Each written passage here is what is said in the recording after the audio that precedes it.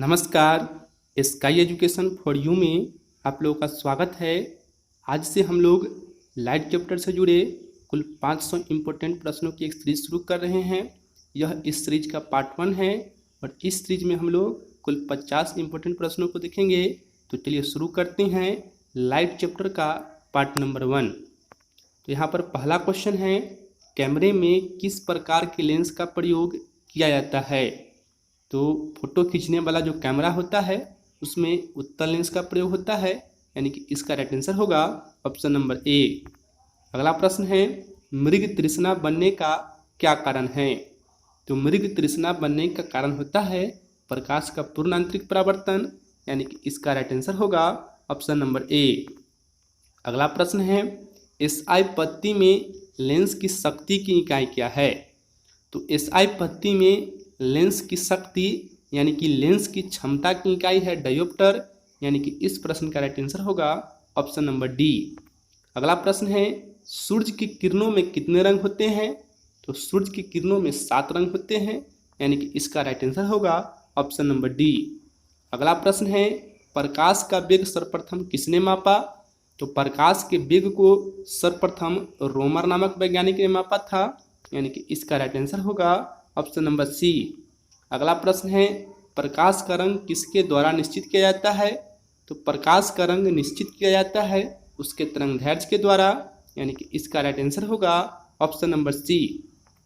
अगला प्रश्न है, दर्पण बनाने में किसका प्रयोग होता है।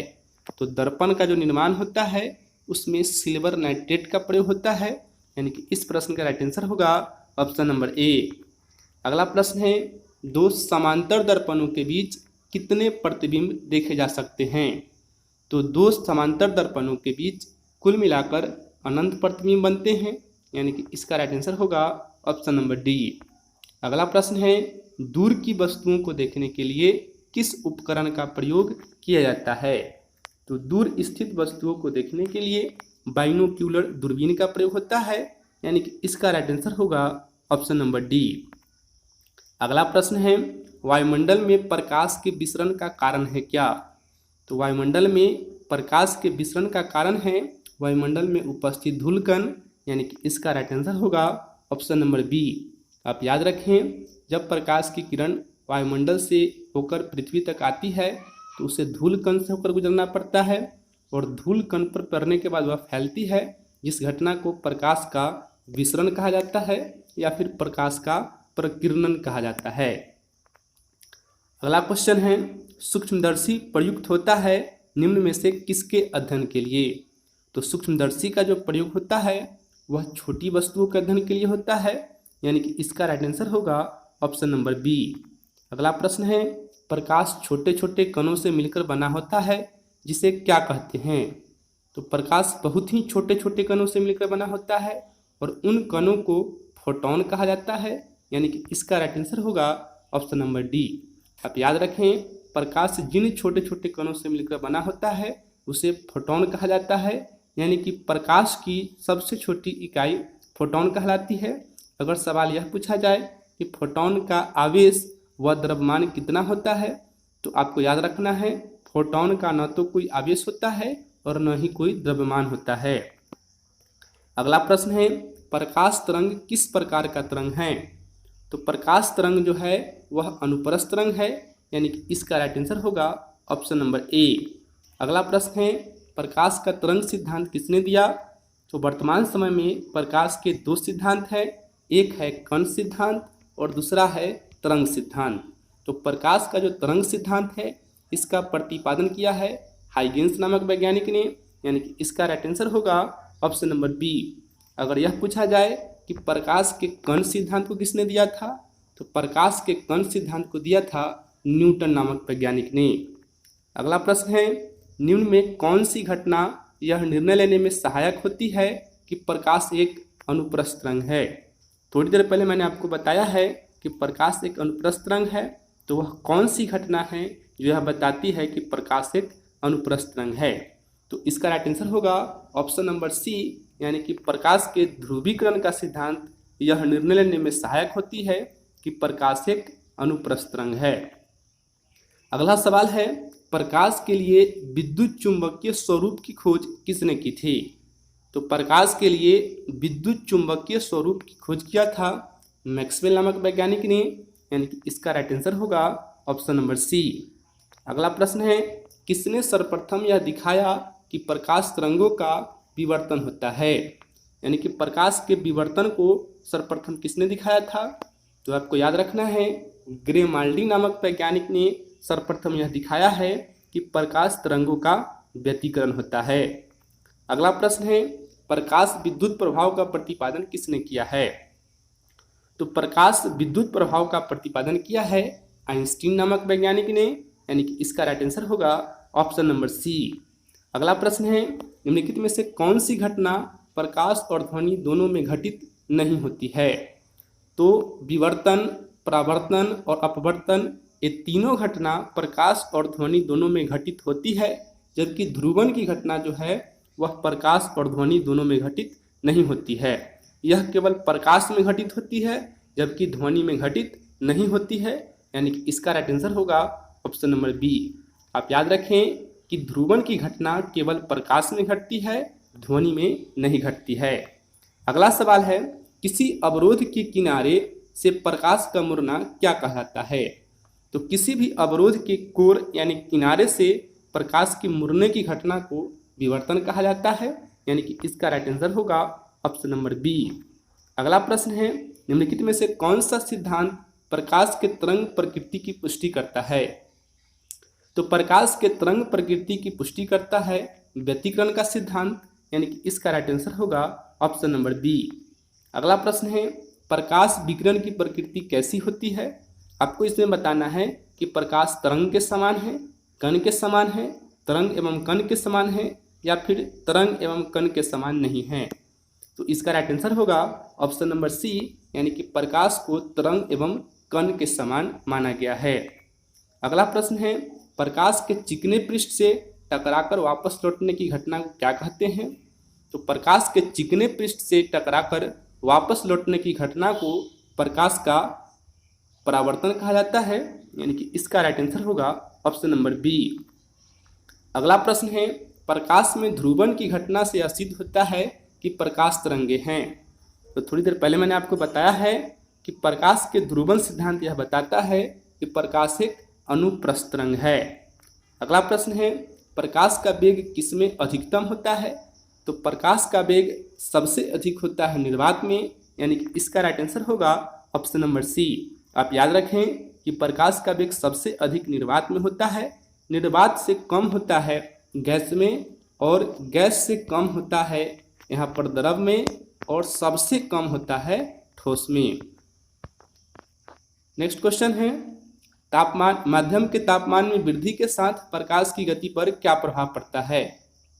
तो इसका राइट आंसर होगा ऑप्शन नंबर सी, यानी कि वैसे ही रहती है। तापमान बढ़ाया जाए या फिर तापमान घटाया जाए, प्रकाश की गति पर कोई प्रभाव नहीं पड़ता है। अगला सवाल है, चंद्रमा से पृथ्वी तक आने में प्रकाश को लगभग कितना समय लगता है? तो चंद्रमा से प्रकाश पृथ्वी तक पहुंचती है, तो इसे पृथ्वी तक आने में लगभग 1.28 सेकेंड का समय लगता है, यानी कि इसका राइट आंसर होगा ऑप्शन नंबर सी। अगला प्रश्न है, सूर्य का प्रकाश हमारे पास लगभग कितने समय में पहुंचता है? तो सूर्य का प्रकाश हमारे पास लगभग 8 मिनट में पहुंचता है, यानी कि इसका राइट आंसर होगा ऑप्शन नंबर ए। अगला प्रश्न है, प्रकाश का वेग कितना होता है? तो प्रकाश का जो वेग होता है यह होता है 3 × 10⁸ मीटर प्रति सेकेंड, यानी कि इसका राइट आंसर होगा ऑप्शन नंबर ए। अगला प्रश्न है, प्रकाशीय गेज किस सिद्धांत पर कार्य करता है? तो प्रकाशीय गेज कार्य करता है परावर्तन के सिद्धांत पर, यानी कि इसका राइट आंसर होगा ऑप्शन नंबर ए।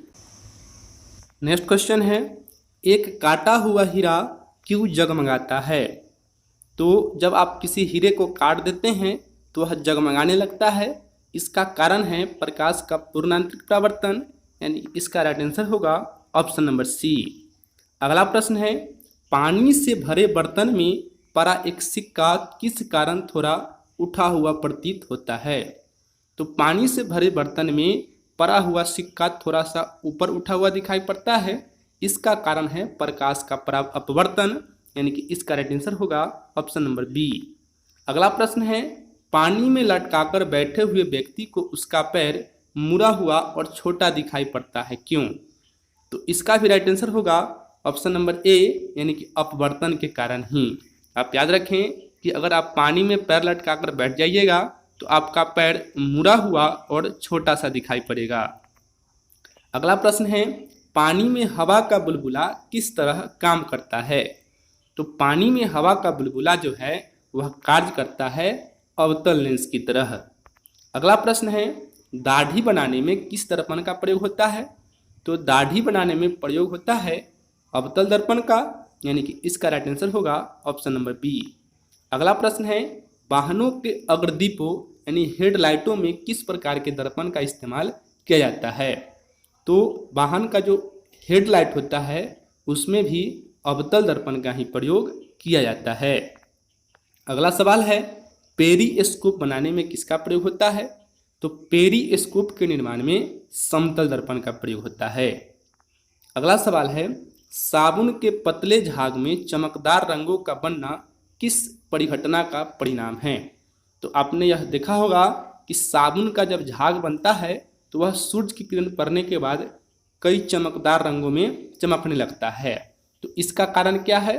तो इसका कारण है बहुलित परावर्तन और व्यतिकरण, यानी कि इसका राइट आंसर होगा ऑप्शन नंबर ए। आप याद रखें, परावर्तन और व्यतिकरण के कारण साबुन के पतले झाग में चमकदार रंगों का निर्माण होता है।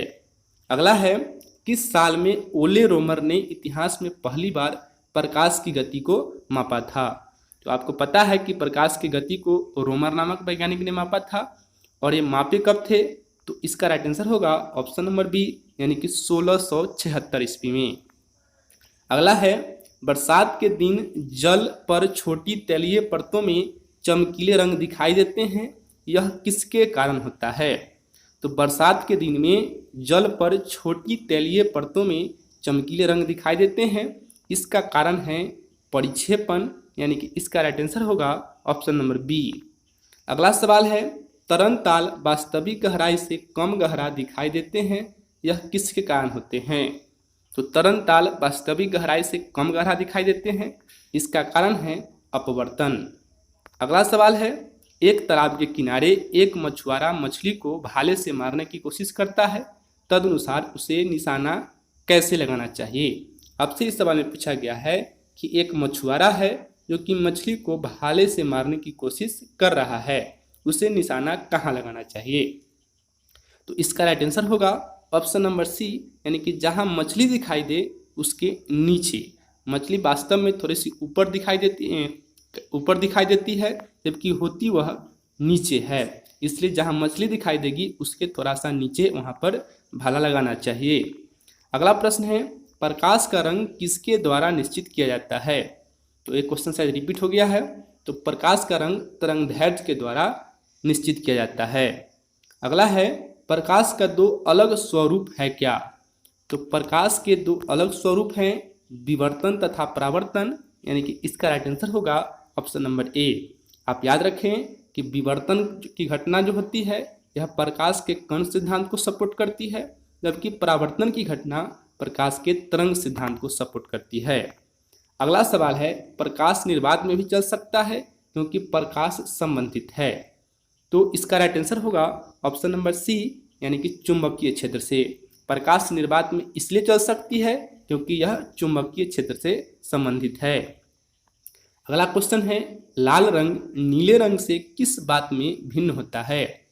तो लाल रंग नीले रंग से इसलिए भिन्न होता है क्योंकि इसमें आवृत्ति, आयाम और तरंगदैर्घ्य तीनों अलग अलग होता है, यानी कि इसका राइट आंसर होगा ऑप्शन नंबर डी, यानी कि सभी में। अगला सवाल है, प्रकाश की चाल किलोमीटर प्रति घंटा में कितना होता है? तो प्रकाश की चाल किलोमीटर प्रति घंटा में होता है 1.08 × 10⁹ किलोमीटर प्रति घंटा, यानी कि इसका राइट आंसर होगा ऑप्शन नंबर बी। अगला सवाल है, जब किसी माध्यम का ताप बढ़ाया जाता है तो उस माध्यम में प्रकाश का वेग क्या होता है? तो ताप बढ़ाने से प्रकाश के वेग पर कोई प्रभाव नहीं पड़ता है, यानी कि इसका आंसर होगा ऑप्शन नंबर सी। अगला प्रश्न है, यदि वायुमंडल नहीं हो तो पृथ्वी से आकाश किस रंग का दिखाई देगा? तो यदि वायुमंडल नहीं हो तो पृथ्वी से आकाश काला दिखाई देगा, यानी कि इसका राइट आंसर होगा ऑप्शन नंबर ए। और ये है इस पार्ट का अंतिम क्वेश्चन, अगर जमीन की फिजा न हो तो आसमान नजर आता है कैसा। तो ये भी पिछला प्रश्न ही है, लेकिन इस प्रश्न को थोड़ा सा उर्दू में पूछ दिया गया है। तो इसका राइट आंसर होगा तारीक। आप याद रखें कि काला रंग को उर्दू में तारीक कहा जाता है और फिजा का मतलब होता है वायुमंडल। तो अगर जमीन की फिजा न हो यानी कि जमीन की वायुमंडल न हो तो आसमान तारीक नजर आएगा। तारीक का मतलब होता है काला। तो इस पार्ट में इतना ही, मिलते हैं फिर नेक्स्ट पार्ट के साथ, तब तक के लिए धन्यवाद।